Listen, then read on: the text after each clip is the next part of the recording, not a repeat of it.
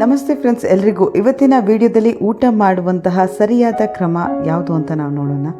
ಊಟಕ್ಕೆ ಕೂರುವಾಗ ಸದ್ಭಾವನೆಯ ಮನಸ್ಸಿನಿಂದ ಕೂರಬೇಕು, ಏಕೆಂದರೆ ಆಹಾರವು ಮಹತ್ತರವಾದ ಪರಿಣಾಮವನ್ನು ಬೀರುತ್ತದೆ. ಹಿಂದೆ ತಿಂದ ಆಹಾರ ಜೀರ್ಣವಾಗಿ ಹಸಿವಾದಾಗ ಮಾತ್ರ ಊಟ ಮಾಡಬೇಕು. ಋತುಮಾನಕ್ಕೆ ಅನುಗುಣವಾಗಿ ಹಿತಿಮಿತಿಯಿಂದ ಸೇವಿಸಬೇಕು. ಊಟಕ್ಕೆ ಕೂರುವ ಮೊದಲು ಕೈಗಳನ್ನು ಸ್ವಚ್ಛ ಮಾಡಿ, ಇಲ್ಲವಾದಲ್ಲಿ ವಿಷ ಪದಾರ್ಥ, ಸೂಕ್ಷ್ಮ ರೋಗಾಣುಗಳು ನಮ್ಮ ದೇಹ ಸೇರಿ ತೊಂದರೆಯುಂಟು ಮಾಡುತ್ತದೆ. ಅವಸರವಾಗಿ ಊಟ ಮಾಡಬಾರದು. ಚೆನ್ನಾಗಿ ಅಗಿದು ಜಗಿದು ಸೇವಿಸಬೇಕು. ಬಿಸಿಯಾದ ಆಹಾರ ಸೇವನೆ ಆರೋಗ್ಯಕ್ಕೆ ಯೋಗ್ಯ. ಹೊಟ್ಟೆ ತುಂಬುವಷ್ಟು ತಿನ್ನಬೇಡಿ. ಇನ್ನೇನು 3 ತುತ್ತು ತಿನ್ನಬೇಕೆನ್ನುವಾಗ ಊಟ ನಿಲ್ಲಿಸಬೇಕು. ಇದರಿಂದ ತಿಂದ ಆಹಾರ ಜೀರ್ಣಿಸಿಕೊಳ್ಳಲು ಸುಲಭವಾಗುತ್ತದೆ ಹಾಗೂ ಮಲಬದ್ಧತೆ ತಡೆಯಬಹುದು.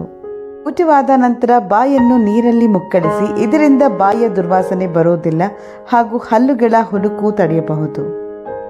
ವಿರುದ್ಧ ಗುಣಗಳಿರುವ ಆಹಾರ ಪದಾರ್ಥಗಳನ್ನು ಒಟ್ಟಿಗೆ ಸೇವಿಸಬಾರದು.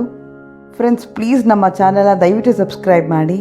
ಊಟ ತಿನ್ನುವಾಗ ಜೋರಾಗಿ ನಗುವುದು ಅಥವಾ ಮಾತನಾಡುವುದು ಒಳ್ಳೆಯ ಅಭ್ಯಾಸವಲ್ಲ.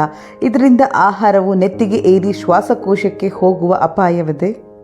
ಇನ್ನು ಊಟ ಮಾಡಲು ಕೂತಾಗ ಯಾವ ಕ್ರಮದಲ್ಲಿ ಯಾವ ಆಹಾರವನ್ನು ಮೊದಲು ಹಾಗೂ ಕೊನೆಯಲ್ಲಿ ಸೇವಿಸಬೇಕೆಂದು ನೋಡೋಣ. ಮೊದಲಿಗೆ ಸಿಹಿ ಪದಾರ್ಥ ಸೇವಿಸಬೇಕು, ಏಕೆಂದರೆ ಸಿಹಿ ರುಚಿಯು ಬಾಯಿಯಲ್ಲಿ ಲಾಲಾರಸ ಗ್ರಂಥಿಯನ್ನು ಪ್ರಚೋದಿಸಿ ಸ್ರವಿಸುವಂತೆ ಮಾಡುತ್ತದೆ. ಇದರಿಂದ ಮನಸ್ಸಿಗೆ ಸಂತೋಷವನ್ನುಂಟು ಮಾಡುತ್ತದೆ, ಇಂದ್ರಿಯಗಳನ್ನು ಕೂಡ ಚುರುಕುಗೊಳಿಸುತ್ತದೆ. ಮಧ್ಯದಲ್ಲಿ ಬಡಿಸುವುದೇ ಹುಳಿ, ಉಪ್ಪು, ಖಾರದಂತಹ ಪದಾರ್ಥಗಳು. ಇವು ಹೆಚ್ಚು ಲಾಲಾರಸ ಸ್ರಾವ ಉಂಟುಮಾಡಿ ಸ್ವಾದ ಹೆಚ್ಚಿಸುತ್ತದೆ.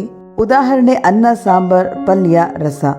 ಇನ್ನು ಕೊನೆಯಲ್ಲಿ ಕಹಿ, ಒಗರು ರುಚಿಯುಳ್ಳ ಪದಾರ್ಥವನ್ನು ಬಳಸುವುದರಿಂದ, ಉದಾಹರಣೆಗೆ ಮೊಸರನ್ನ, ಮಜ್ಜಿಗೆ, ಲಾಲಾಸ್ರಾವವನ್ನು ಕಡಿಮೆ ಮಾಡಿ ಬಾಯಿಯನ್ನು ಸ್ವಚ್ಛಗೊಳಿಸಿ ಜೀರ್ಣಗೊಂಡ ಆಹಾರದಲ್ಲಿನ ಪೋಷಕಾಂಶವನ್ನು ಶರೀರದೊಳಗೆ ಹೀರಿಕೊಳ್ಳಲು ಸಹಾಯಕವಾಗುತ್ತದೆ.